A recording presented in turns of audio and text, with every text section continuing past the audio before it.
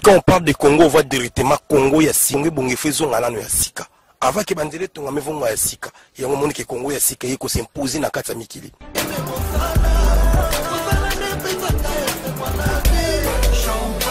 Congo ya sika, c'est super. J'adore le Congo.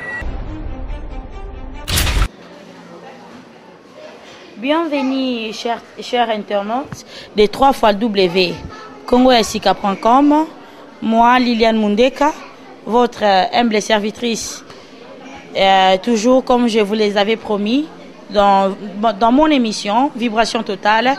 Nous sommes là pour vibrer en famille et puis vibrer en éducation, dans des conseils et puis dans tant de choses. Aujourd'hui, nous sommes là sur votre site préféré, www.congoyasika.com. De Maurice Premier, notre boss. Je le salue en passant. Donc aujourd'hui, nous allons encore reparler de notre sujet qu'on a tant en parler. Et puis il y a beaucoup de gens qui m'ont écrit. Merci à vous qui m'ont écrit et puis soutenu. Vous avez voulu qu'on puisse réen parler cet sujet. C'est un sujet très important. Et puis, dans mon plateau, sans plus tarder, nous sommes là avec la sagesse de la Scandinavie. Elle-même, elle va se présenter et puis on se rechute. Napesi bino nyonso mbote tozongi lisusu ndenge tolakaki na émission ya Maman la Belle MM. Kombo na ngai Maman Louise Bouzi Modiri. La sage comme mon boss na pesi mbote mingi alingaka mingi ko benganga Maman la sage na kati ya Scandinavie. Mbote. OK, na plateau na biso lelo toza na invité na biso collègue nanga Stéphanie Miswelala. Yepe azana problème oya ba origine, aza témoin ya makambo oyo komela kiye ba cause ya ba origine, ba cause ya kozanga koyeba ba origine. Oh, témoin Nabiso, donc invité Nabiso à l'élo, collègue Nanga, Stéphanie Miswelala, donc qui est mon quoi, c'est à aussi présenter.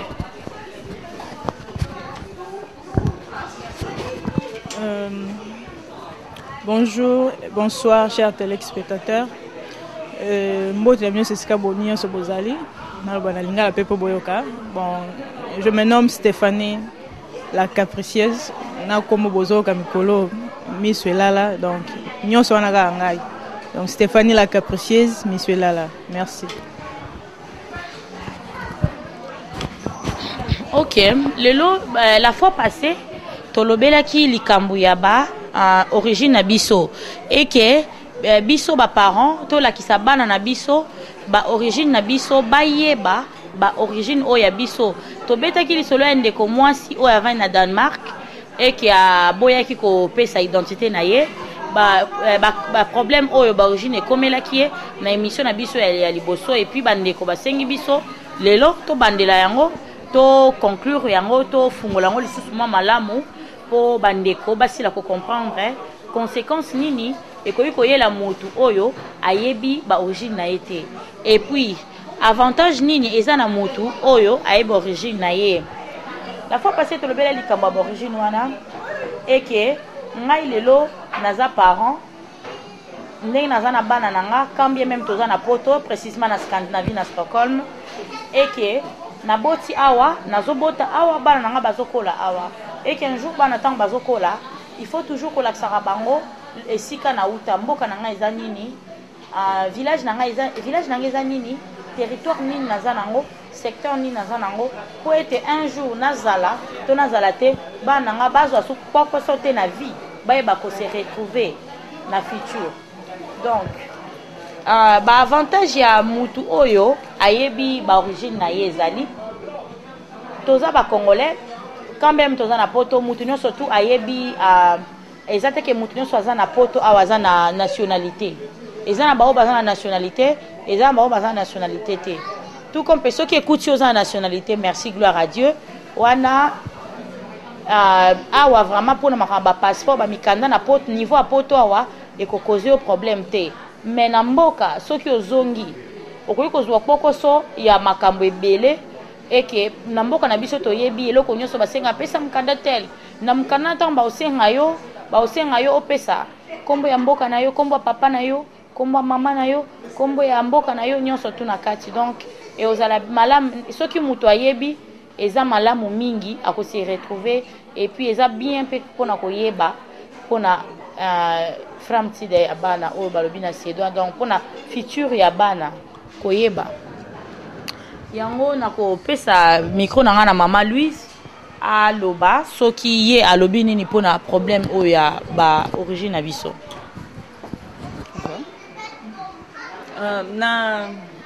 Merci beaucoup liboso ya motuna na yo to ya kokotisa bato na kati na bozindo ya likambo etali ba origine. Vraiment tomoni ba avantage na ba désavantage oyo ezosala na kati ya ba mabota soki bato bayebi origine na bango te. Yango wana nalingi naloba boye vraiment ba maman tozwa au sérieux ba boti likambo oyo etali ba origine. Tomoni pe mingi ana kati na poto bana toya na bango ekomi mwana koli bon bakomi kolinga sikoyo azwa asala ba démarche na ndenge ne parce que ana poto so mwana kokisi 18 ans il faut s'envoler na makasi na moko asala tout ezaka vraiment sous parenté. Mais tomoni bana mingi bazui ba problème ya makasi il faut abenga par exemple na téléphone et wapi pa imoboti azali po azwa moyen ya ko remplir.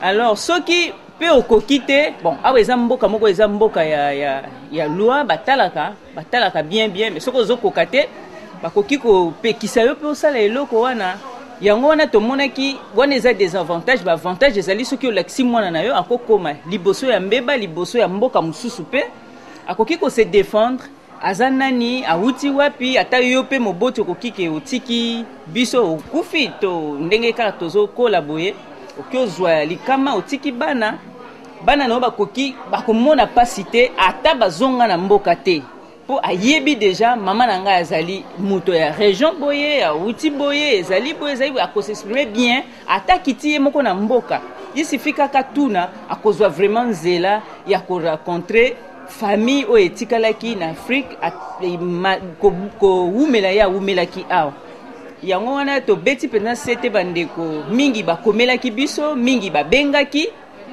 tosepelaki mingi lisusu ko résumer kobenga lisusu baboti to aider bana na biso vraiment moboti nyonso soki osalaki yango te zwa temps ya kovanda na bana ya kosolola na bango poto sunga futur na biso bana bazali futur ya lobby bango nde bakokitana biso bakongo biso baluba biso bayaka ekozala malamu mingi tolakisa bango esika towuti pe esika ya koki kokende ko retrouver famille na ye na wana nde ndambo nazalaki nango ko partager. Merci beaucoup. Bambote mingi na les grands Katangé na kati ya Norvège ya lobilité ya oyo vraiment etouché ye en tout cas ye akolakisa bana na ye ba origine na ye eza eloko mo ya malamu o ko sala. Merci na yo toza sans plus tarder na collègue nanga ndenge tobisaki bino Stéphanie Miswelala ye aza na témoignage o ye akopesa o ekomelaki ye ba conséquences ya kozanga koyeba ba origine na biso.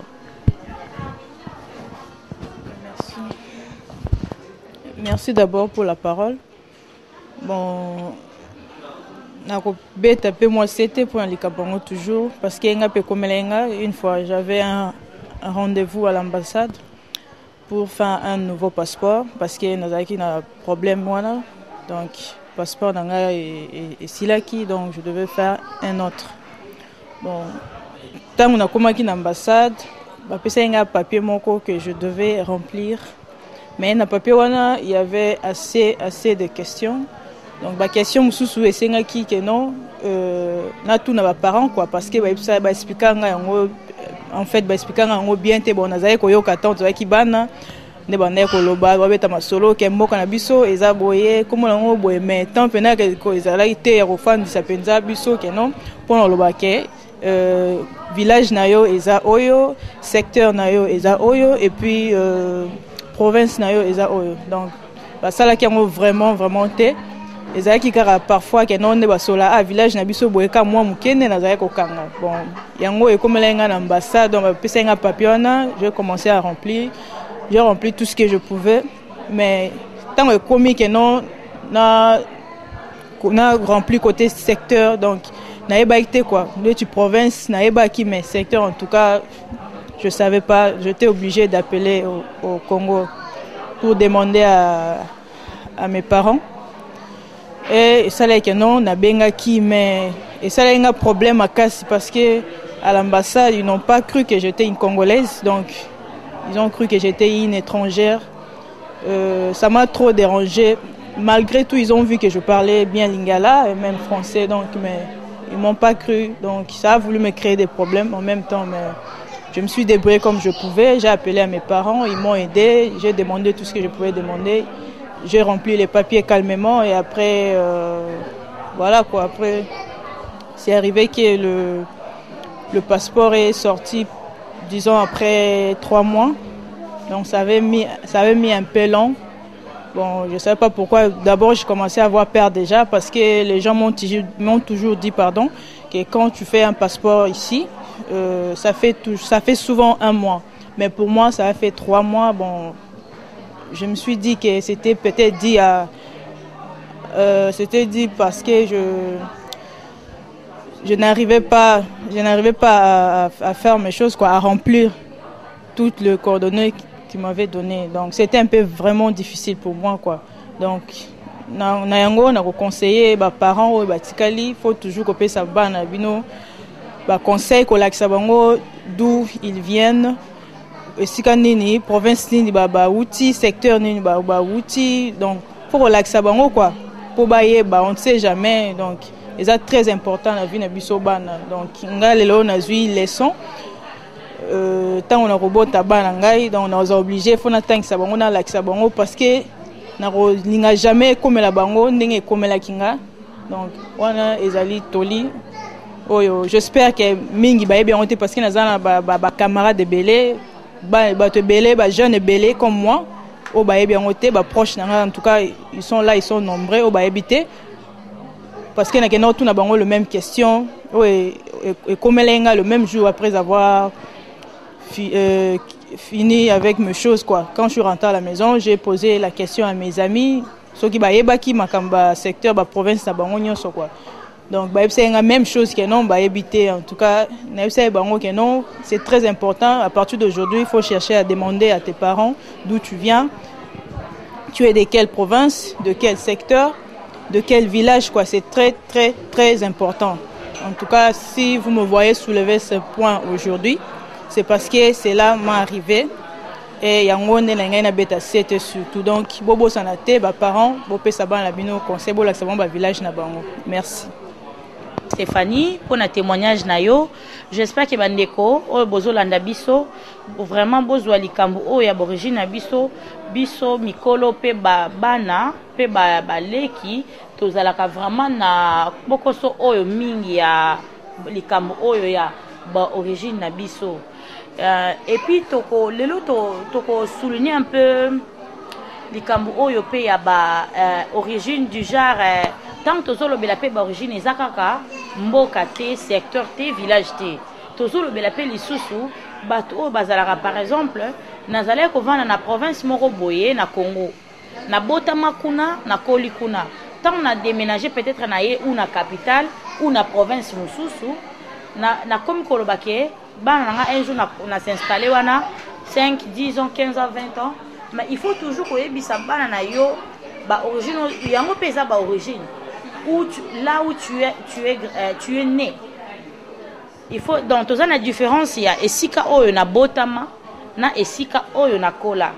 Donc eza malamu mingi parce que on a poto na mona bandeko mingi ba bisaka soki mona tunie on a botama wapi ote na botama na Congo na botama na poto, oui, mais to préciser raté que na botama peut-être na Mbandaka, nga na botama na Makanza, nga na botama na Bomponda, mais la plupart to baka na botama na Kin, na botama na Kin, na botama na Kin. Donc il faut vraiment que ça rappelle bana pe sika yo botama source na yo est important. Pour mimi to baka te na botama na Congo, Donc c'est ça.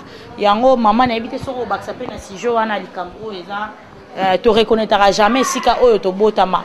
Ming to biso nyos to komo ba kinois na kata mboko to reconnaîtra te ki na botama na mboratel biso to botama rara na yango lité yango wana ezalaki donc maman soza na bakso baksi wana sans oublier Pien Bingira alobi ya botama na Kinshasa. Donc Bingira baati ya botama na Kin donc né et grandi à Kinshasa. Merci likambo monene lisusu fungoli na landi yo malamu. Toyebi mingi ya kotanga bakombo te eza na tina te, mais toyebi mingi pe auti na province aye na Kinshasa abosani totalement esika auti akomi komiti kaka que aza mwana Kinshasa. Bon, nayebi tozomona mingi ezaka complexe mutu alobake non nga na kola na bakongo na Kasangulu soki na Kimpese bakoka koloba ngote, mais faut la fier nesiko botami esika yo uti oza fier na esika wana yo botami esika bakunda mutoli na yo oye na Kinshasa obosani nyoso lingi kutu atate sango bayebake outaka ta musu na bandundu lokola nga na uti na bandundu na basakata naza fier malgré na botami na Kinshasa, mais toujours na lobake naza musakata. Bon, tozolo bake bandeko tolingi entre nous to sepela na esika to uti to matisa ba province na biso to matisa lokola to moni pe ba sedwa bazana ba coutume na bango. Lokola tozo koma le 25 bazana coutume na bango ba benga lusia. Donc basala makambu oyo vraiment biso to yoko kuta ezali purement sedwa na biloko baliaka eza penza ya ba sedwa.